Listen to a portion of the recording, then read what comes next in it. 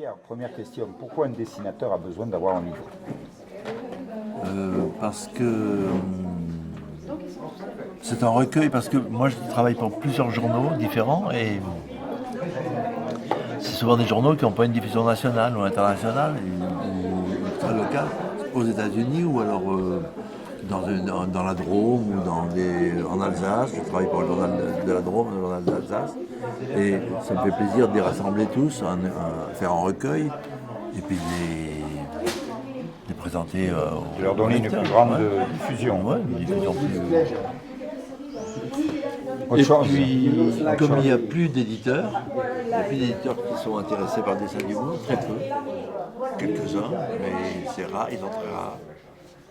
J'ai fait plein d'essais avec des éditeurs différents. Au bout d'un moment, tu te dis, mais je saute le pas, puis je m'auto-publie, et je m'auto-diffuse. Et ça marche bien. Financièrement, c'est faisable? Oui.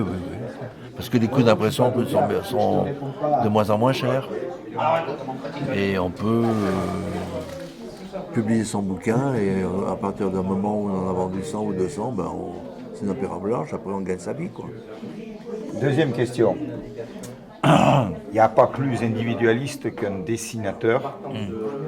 Pourquoi les dessinateurs ont-ils créé France Cartoon, dont tu es le président actuel?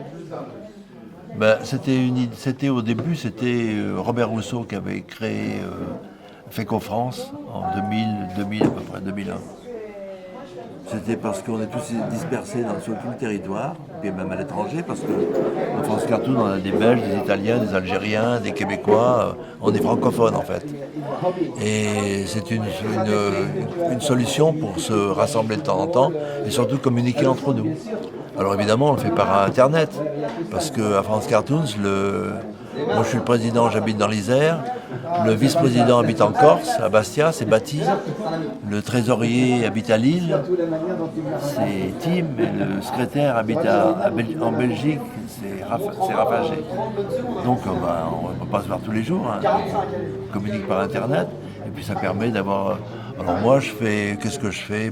On fait beaucoup de choses. On organise des expos collectives. On en a fait une en Argentine.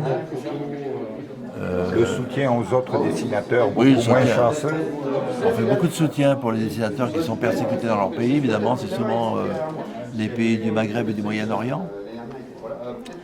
On organise des expos. On a fait un journal, un web magazine où on parle des parutions et tout ça.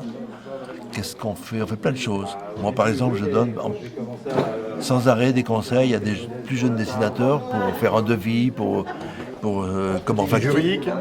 Un peu le juridique, oui. On a Trax, qui est une ancienne avocate, qui donne des conseils juridiques. Et moi, de mon côté, je donne des conseils pour faire des devis, pour faire de la facturation, parce qu'il y a des jeunes dessinateurs qui n'ont pas encore facturé ou qui sont embarrassés pour faire un devis. On leur demande d'intervenir dans une école ou de faire des dessins en direct, ils ne savent pas comment le facturer. Alors, une corporation à la mode médiévale ou un syndicat moderne? C'est ni l'un ni l'autre. On ne peut pas être un syndicat parce qu'on n'est que 120 adhérents. On n'a pas... Mais on peut... Je précise que j'en fais partie aussi de France. Oui, je sais. Ce qu'on pourrait...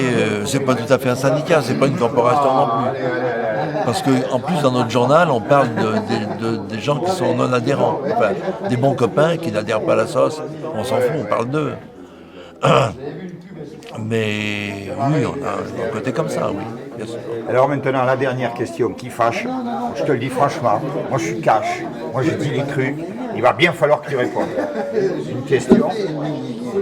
Quel est le prix de Irrévérencieux? 19 €. 19 €. Mais je ne rends pas toujours la monnaie. Ah d'accord, TTC. TTC. TTC. Ok. Au bateau camionnette, Pierre Balouet, Irrévérencieux. Merci. De rien.